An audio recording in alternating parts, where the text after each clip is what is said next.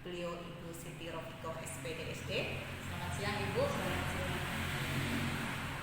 Wawancara ini adalah sebagai tugas demonstrasi kontekstual modul 3.1 pengambilan keputusan basis nilai kebajikan sebagai pemimpin pembelajaran. Selamat siang Bu Iko. Selamat siang Bu Ulfa. Bagaimana Bu kabarnya hari ini? Alhamdulillah sehat. Alhamdulillah ya Bu, sehat ya. Alhamdulillah. Bu Ulfa sehat? Alhamdulillah saya juga sehat Bu. Hari ini Bu terkait tugas demonstrasi kontekstual saya di program guru penggerak. Saya ini akan mewawancarai Ibu ada beberapa hal nanti yang akan saya tanyakan kepada Bu Iko terkait pengambilan keputusan. Saya mulai ya Bu dari pertanyaan siapa ya Bu? Silakan. Selama ini Bu, bagaimana Bu Iko itu dapat mengidentifikasi kasus-kasus yang merupakan dilema etika atau bujukan moral yang terjadi di sekolah saya ya Bu Iko? Terima kasih. Saya akan berusaha menjawab kaitannya dengan apa yang terjadi permasalahan di sekolah. Di sini permasalahan itu ada permasalahan yang benar dengan benar, ada permasalahan benar dengan salah. Yang mana kasus benar dengan benar ini masuk pada dilema etika, sedangkan yang kasus benar dengan salah masuk pada rujukan moral. Tetapi langkahnya saya lakukan itu sama. Yang pertama saya mengamati kasus tersebut. Lalu yang kedua saya mencari informasi faktual untuk mendukung permasalahan tadi. Dan yang ketiga saya itu menentukan keputusan berdasarkan peraturan yang ada. Seperti itu Bu Iko. Oh ya, seperti itu Bu Iko. Jadi Bu Iko dalam menentukan kasus-kasus itu termasuk dilema etika atau bukan moral, yang kita tahu bahwa dilema etika itu apabila kasus yang ada itu benar dengan benar, kemudian kalau bujukan moral itu benar dengan salah, Bu Iko itu akan mengamati dulu ya Bu, mengamati dulu terlebih dahulu suatu permasalahan yang terjadi, kemudian Bu Iko juga akan mengumpulkan informasi. Setelah mengamati, kemudian mengumpulkan informasi yang faktual, setelah itu nanti menentukan suatu keputusan mengacu terhadap peraturannya. Seperti itu Ibu. Terus pertanyaan selanjutnya ini Bu Iko.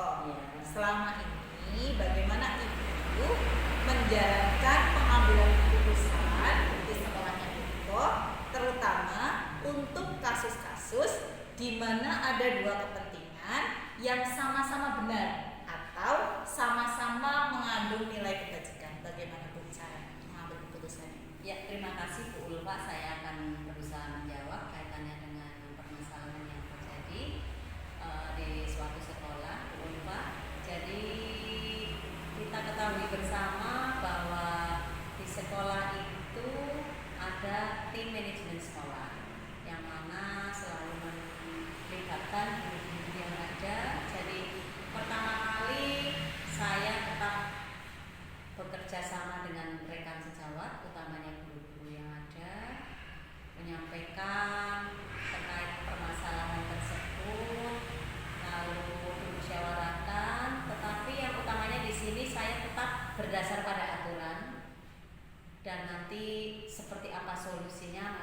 selesaikan bersama.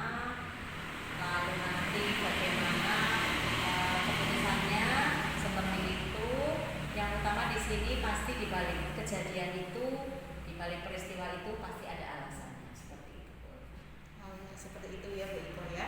Jadi dalam Bu Iko mengambil keputusan melibatkan rekan sejawat atau bekerja sama atau istilahnya dalam pendidikan guru penggerak itu berkolaborasi Bu dengan tadi seperti yang Ibu sebutkan dengan tim manajemen sekolah, tapi tetap Bu Iko mendasari pengambilan keputusan itu tetap berdasarkan aturan ya Bu. Iya, Tetap berdasarkan aturan dan memastikan bahwa keputusan itu benar-benar dipahami karena selalu ada alasan di balik suatu kejadian. Seperti itu ya Bu. betul sekali.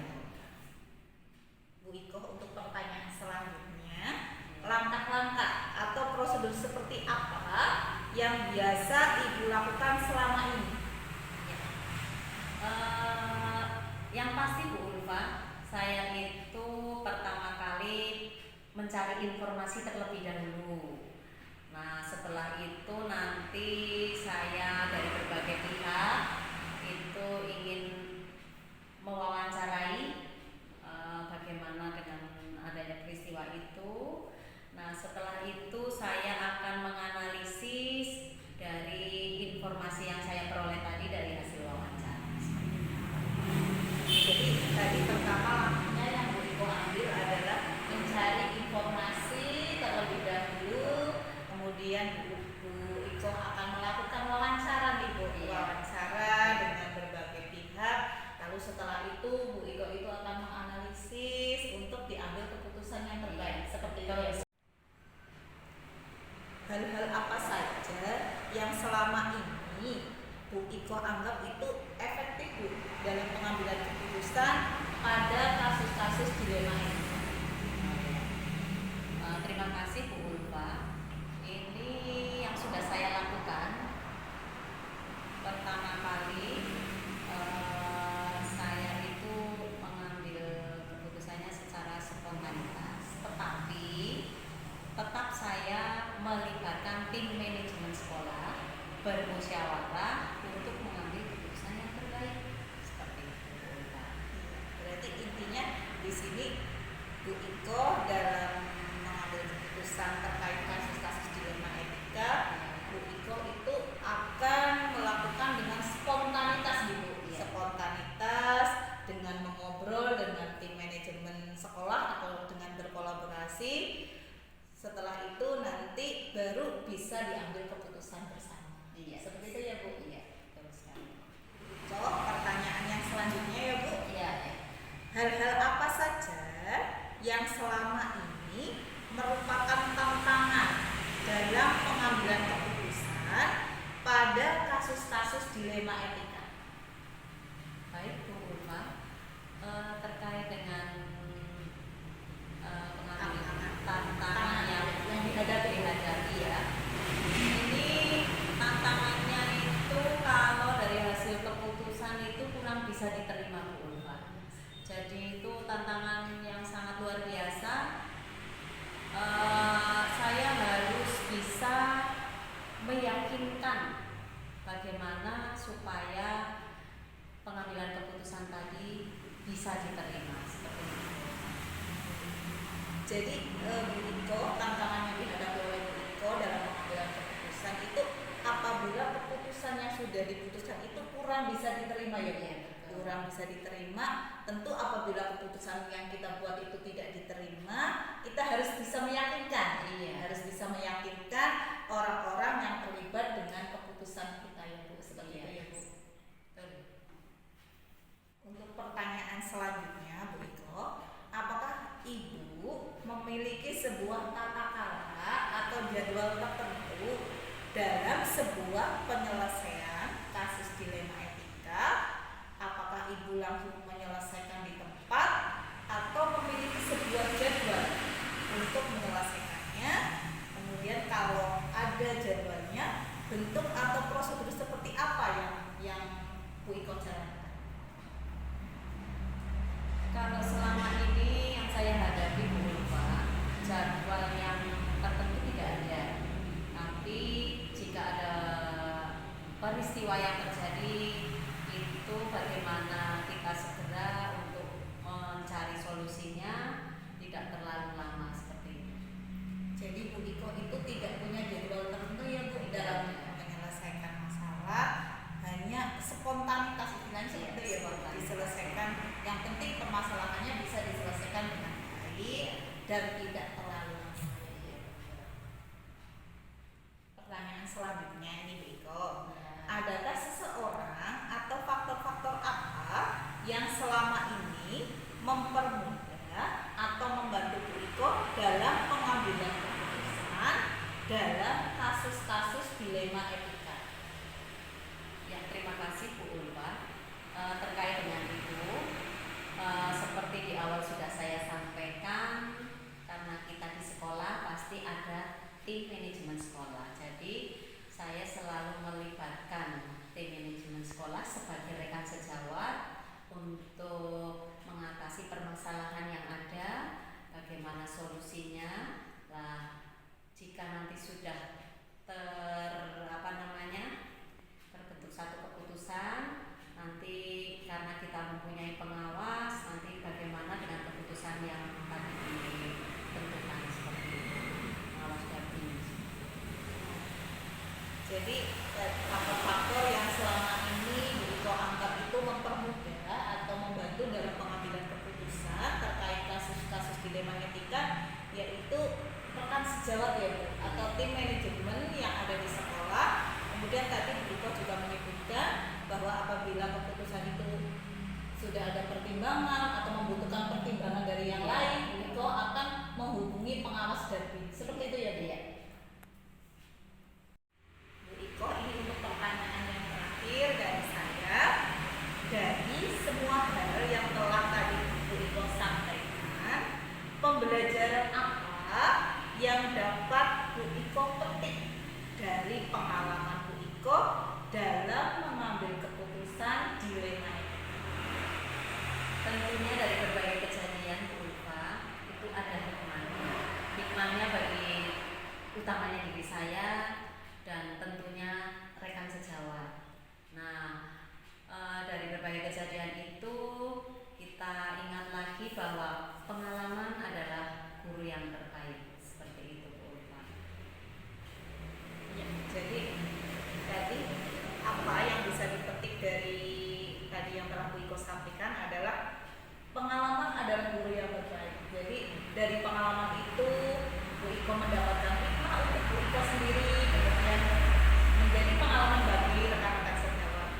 Dan kalau bisa di sini saya tambahkan, semakin kita mengambil keputusan menjadi lebih dewasa, karena memang kita hidup tidak lepas dari masalah yang seperti itu. Wawancara terkait tugas demonstrasi kontekstual modul 3.1 tentang pengambilan keputusan berbasis nilai kebajikan sebagai pemimpin pembelajaran. Saya ucapkan terima kasih atas kesediaan Ibu telah meluangkan waktu untuk mau diwawancari oleh saya. Apabila tadi dalam saya melakukan wawancara banyak kesalahan Bu, banyak kekurangan, saya mohon maaf Bu yang sebesar-besarnya. Wabillahi taufiq wal hidayah. Wassalamualaikum warahmatullahi wabarakatuh.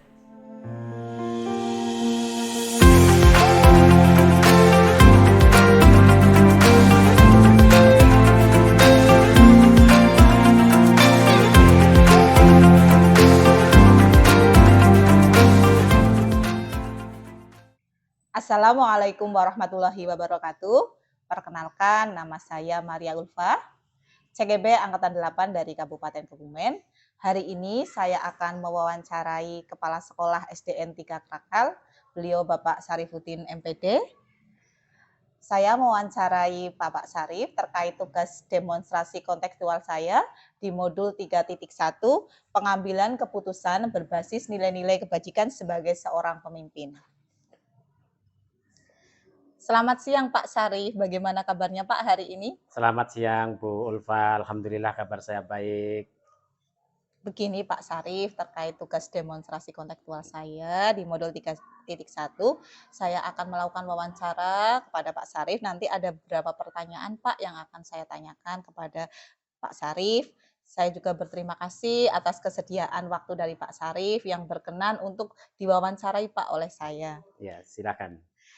Pertanyaan pertama Pak Sarif, selama ini bagaimana Pak Sarif dapat mengidentifikasi kasus-kasus yang merupakan dilema etika atau bujukan moral? Seperti apa Pak? Ya, dalam saya mengidentifikasi apakah ini dilema etika atau dilema moral, tentu saya harus melakukan sebuah pengumpulan fakta. Kemudian dari itu semua saya bisa menggali persoalan-persoalan dan pembenaran di kasus tersebut, apakah ini terjadi benar lawan benar atau benar lawan salah, seperti itu. Sehingga nanti kami dengan mengumpulkan fakta-fakta kemudian bisa mengidentifikasi dari jenis permasalahan yang kita hadapi.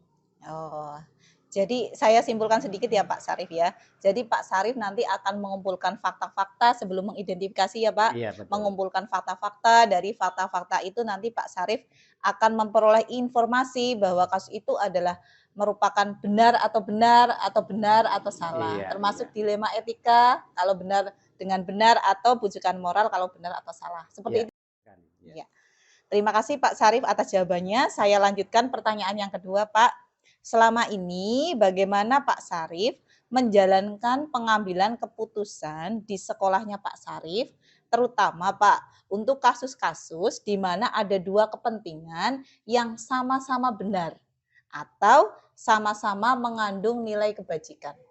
Baik, saya melakukan keputusan, mengambil sebuah keputusan tentu saya awali dengan mempertimbangkan nilai-nilai kebajikan yang kita terapkan. Kemudian di samping itu juga kami memperhatikan pandangan-pandangan dari rekan sejawat. Setelah itu ya kita musyawarahkan bersama untuk bisa mendapatkan sebuah solusi dari permasalahan atau persoalan yang ada, Bu Ulfa. Oh iya. Saya kuatkan sedikit ya Pak, berarti tadi Pak Sarif, dalam mengambil keputusan di sekolahnya Pak Sarif, yang pertama Pak Sarif akan mempertimbangkan nilai-nilai kebajikan, kemudian dari situ nanti Pak Sarif juga menggali dari rekan-rekan untuk, membahas atau dengan rekan sejawat memandang seperti itu ya Pak, Betul, pandangan terhadap iya, kasus itu, kemudian nanti Pak Sarif melakukan musyawarah sebelum nanti diambil keputusan yang tepat gitu Pak, iya, seperti itu ya? betul sekali. Ya. Kemudian Pak, pertanyaan selanjutnya, yang ketiga, langkah-langkah atau prosedur seperti apa yang biasa Pak Sarif lakukan selama ini? Ini Baik, terkait dengan pengambilan keputusan, iya. Pak. Langkah yang saya tempuh selaku pemimpin atau mungkin yang dituakan di sekolah saya ini, yang pertama saya harus mendapatkan data dulu, terlebih dulu kita mendapatkan data apa yang terjadi, setelah itu kita analisis dan kita bawa dalam bentuk musyawarah sehingga hal-hal yang menjadi keputusan ini semakin kuat dan dapat dipertanggungjawabkan. Ya, berarti langkah-langkah yang Pak Sarif lakukan selama ini, jadi Pak Sarif mengumpulkan data-data dulu, kemudian dianalisis, kemudian nanti setelah dianalisis di dalam musyawarah nanti eh, supaya keputusannya nanti bisa menjadi keputusan yang bertanggung jawab, yang bijak seperti itu ya Ya, Pak. betul sekali. Pertanyaan selanjutnya Pak Sarif, pertanyaan yang keempat, hal-hal apa saja yang selama ini Bapak anggap efektif dalam pengambilan keputusan pada kasus-kasus dilema etika? Iya, Bu Ulfa. Jadi supaya efektif, saya selalu menyegerakan. Artinya ketika muncul persoalan atau permasalahan, baik itu ada pada segenap dewan guru maupun terhadap siswa, tentu ini harus segera diambil langkah untuk saya buat keputusan dan ini tentu harus mempertimbangkan dari masukan-masukan, kemudian kita kolaborasi dengan pihak-pihak yang terkait sehingga nanti kita bisa menentukan sebuah keputusan dalam mencari solusi yang ada. Iya, berarti yang Pak Sarif anggap efektif dalam pengambilan keputusan pada kasus-kasus dilema etika adalah Pak Sarif menyegerakan gitu Pak, Ya, menyegerakan penyelesaian masalah baik itu terkait masalah dengan dewan guru misalnya atau dengan siswa supaya nanti permasalahannya bisa cepat selesai, dan tadi Pak Sarif juga mengatakan bahwa adanya kolaborasi supaya nanti Iya, keputusannya bisa menjadi keputusan yang terbaik seperti itu ya Pak. betul. Iya. Kemudian pertanyaan yang kelima, hal-hal apa saja yang selama ini merupakan tantangan dalam pengambilan keputusan pada kasus-kasus dilema etika? Baik. Sebenarnya ada dua hal yang menjadi tantangan saya. Yang pertama jelas saya belum mampu memuaskan dari kedua belah pihak. Kemudian yang kedua, hal-hal yang saya putuskan ini kadang menjadi pembenaran bagi pihak satunya bahwa menganggap bahwa sesuatu yang harusnya tidak dilakukan ini justru dibolehkan. Nah, ini yang menjadi tantangan bagi kami sehingga kami harus mampu memberikan informasi, komunikasi lebih intens terhadap pelaku-pelaku yang katakan di situ terkait dengan dilema etika. Iya, berarti hal-hal yang menjadi tantangan itu belum mampu memuaskan ya Pak, belum mampu memuaskan, dan kadang kasus yang tadi diselesaikan itu menjadi pembenaran di salah satu pihak. Iya, betul. Jadi kuncinya adalah komunikasi ya Pak tadi ya Pak, Komunikasi. komunikasi. Pak, selanjutnya saya lanjutkan Pak pertanyaannya. Apakah Pak Sarif memiliki sebuah tertentu dalam sebuah penyelesaian kasus dilema etika? Apakah Pak Sarif itu langsung menyelesaikan di tempat atau memiliki sebuah jadwal untuk menyelesaikannya? Kalau iya, bentuk atau prosedur seperti apa yang Pak Sarif jalankan? Baik. Kalau jadwal atau tata kelola secara persis memang belum kita siapkan. Tetapi kami berprinsip bahwa sesuatu yang terjadi dalam persoalan baik dilema ITK maupun dilema moral, tentu kita harus segera mungkin spontan langsung kita selesaikan, hanya memang kita membutuhkan waktu. Misalnya kita siapkan 3 hari, hari pertama sebagai pengumpulan data, kemudian hari kedua kita lakukan komunikasi dengan yang bersangkutan, dan hari ketiga ini menjadikan nanti untuk membentuk atau mengambil kesimpulan menjadi sebuah keputusan. Iya.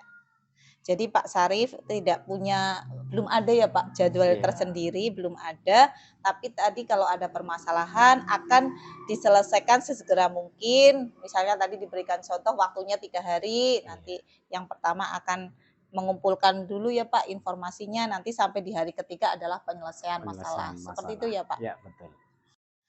Kemudian Pak, pertanyaan yang ketujuh, adakah seseorang atau faktor-faktor apa yang selama ini mempermudah atau membantu Pak Sarif dalam pengambilan keputusan dalam kasus-kasus dilema etika?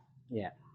Ada beberapa rekan sejawat yang saya anggap dapat membantu saya untuk menyelesaikan sebuah persoalan kaitannya dengan dilema etika ini.